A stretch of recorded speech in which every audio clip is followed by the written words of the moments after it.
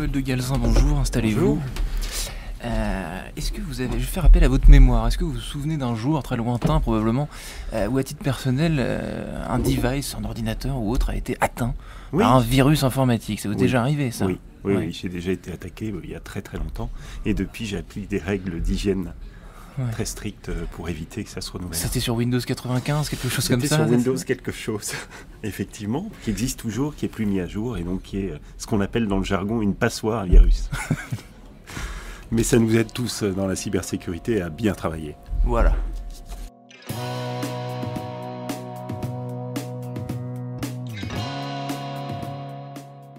Bonjour à tous et bienvenue au Talk Décideur du Figaro. Aujourd'hui, Jean-Noël de Galzin, en face de moi, entrepreneur, fondateur il y a 16 ans de Walix. Et Walix, c'est quoi? C'est un éditeur français de logiciels de cybersécurité. Alors pourquoi Walix il y a 16 ans? Qu'est-ce que signifie ce petit mot qu'on retient assez facilement? Par contre, bravo. Mais... tant mieux, c'est le premier objectif. Ouais. Bon, Walix, c'est un wall, un mur sous Linux. Voilà, moi je viens du logiciel libre, des systèmes Linux, je suis beaucoup baladé sur les réseaux. Avant, j'avais une précédente boîte dans le domaine des logiciels libres. Ouais. Et ensuite, j'ai décidé de la revendre parce qu'on faisait beaucoup de choses différentes dans le logiciel libre. Puis on a choisi de se focaliser, j'ai choisi de me focaliser sur un domaine qui est la sécurité, où il y avait un grand vide.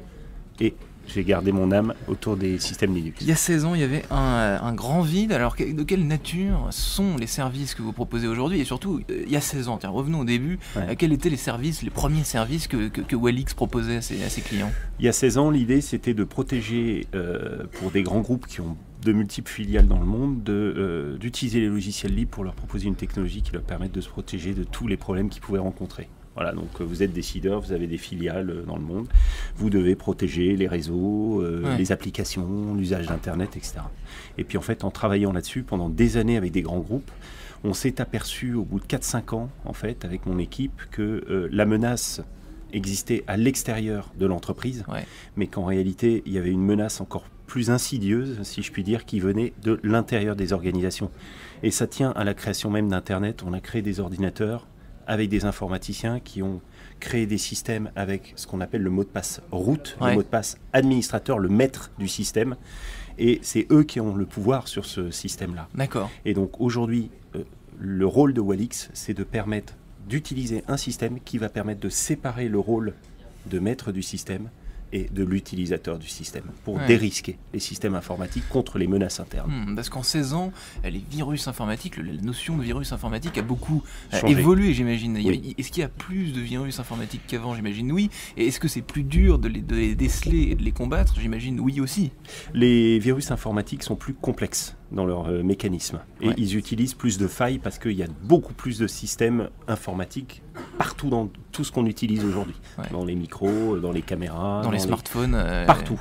Donc, à partir de là, ça fait de plus en plus de systèmes utilisés par des gens qui ne sont pas forcément formés sur la sécurité informatique, sur ce qu'on appelle les règles d'hygiène informatique, qu'on trouve quand on va sur le site, par exemple, de l'Agence nationale de la sécurité des systèmes d'information, ANSSI.fr, vous allez voir les règles d'hygiène. Comment est-ce que, de base, je peux utiliser des systèmes numériques sans risquer de me faire pirater. Déjà, si vous faites ça, vous allez éviter 99% des attaques.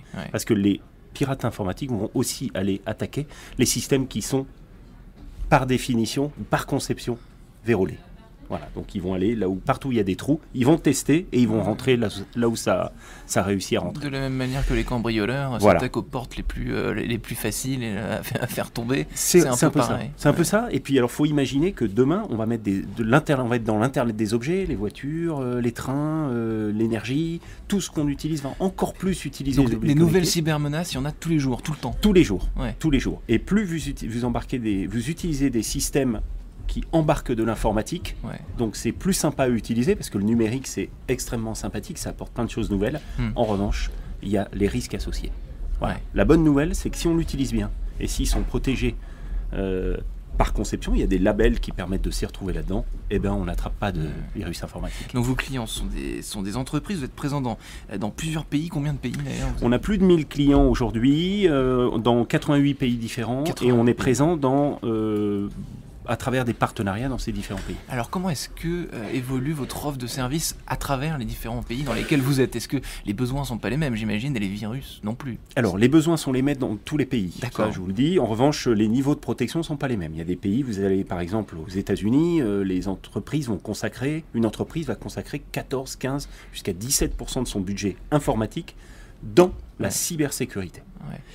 Ce qui est vrai en Europe, ce qui est une moyenne relativement élevée. D'accord. Chez nous, on est plutôt à 4-5%. Vous voyez, donc on est très loin de ça. Vous allez en Israël, qui a une vraie culture de la sécurité, mais c'est un pays en guerre, hein, Ouais. en permanence, c'est 22%. Voilà, donc évidemment, les gens sont plus ou moins formés à l'usage du numérique, plus ou moins formés à l'usage de l'hygiène numérique. Et donc, à partir de là, nous, on a des systèmes qui vont permettre de protéger, de gérer tous les accès, tous les risques liés aux accès informatiques, où qu'ils soient. Donc là, vous me dites qu'il y a dans une certaine mesure une culture de la cybersécurité selon le pays dans lequel on se trouve. Est-ce que c'est valable pour les entreprises, évidemment, mais c'est valable aussi pour les particuliers? Dans certains pays, on fait plus attention à... La fraude informatique, elle touche tout le monde. Elle touche les personnes qui reçoivent des virus, qui reçoivent des tentatives d'extorsion de fonds, qui vont se faire pirater leurs accès à tel ou tel système bancaire, par exemple, ou tel de votre téléphone. Un jour, vous vous réveillez un matin, vous allumez votre PC et puis votre PC est crypté. C'est parce que vous avez attrapé un malware ou un cryptovirus. Et donc, effectivement, nous, ce qu'on fait, c'est qu'on développe des systèmes qui s'installent dans les organisations et qui vont permettre aux organisations de gérer, on va dire de dérisquer, de gérer pour le compte de tous les utilisateurs, tous ces systèmes, toutes ces problématiques d'accès. Voilà, donc vous n'avez plus qu'un accès qui va vous permettre d'accéder à l'intérieur de votre organisation quand vous ouvrez votre ordinateur, votre smartphone ou autre chose, et à partir de là, en utilisant notre système, nous allons gérer toutes les problématiques de l'accès. Et donc nous allons faire en sorte que les attaques informatiques ne peuvent plus venir perturber le fonctionnement de l'entreprise ou simplement voler des données. Parce que très souvent, un des risques qu'on sous-estime, c'est le vol de données. Si vous vous faites voler vos données, vous avez certainement dû recevoir par exemple un email qui vous a dit « Oh, on vous a pris avec la caméra de votre PC en train de faire ci ou en train de faire ça. Voilà. Donc il existe aujourd'hui une culture du vol de données, un business autour de la donnée. Et qui est encore trop sous-estimé, c'est ça que vous me dites? C'est-à-dire qu'il faut imaginer que dans une dizaine d'années, il y aura 10 fois le volume de données que l'on génère aujourd'hui à chaque seconde. 10 fois ça. Ce sont des données personnelles, vos données de santé, vos données en tant que citoyen, vos données en tant qu'utilisateur de tel ou tel service, vos données de carte bancaire, tout un tas de données plus personnelles que vous laissez dans vos réseaux sociaux, ceux que vous utilisez, des photos, voilà.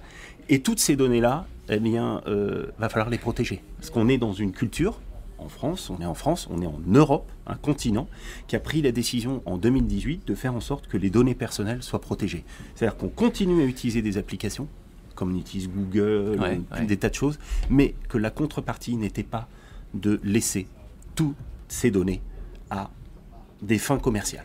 Et donc, nous avons, nous, en tant que professionnels dans la cybersécurité, une double mission, celle d'apporter les moyens aux utilisateurs d'être protégés, et puis d'apporter les moyens à ceux qui doivent vous garantir la sécurité, l'État, les fournisseurs de services, quels qu'ils soient, de faire en sorte que vous puissiez avoir le choix de laisser ou non vos données à d'autres services. Et anticiper les problèmes à venir, vous venez de le décrire. Merci infiniment, Jean-Noël de Galzin. Écoutez, je vous en prie, et puis faites attention à votre hygiène numérique.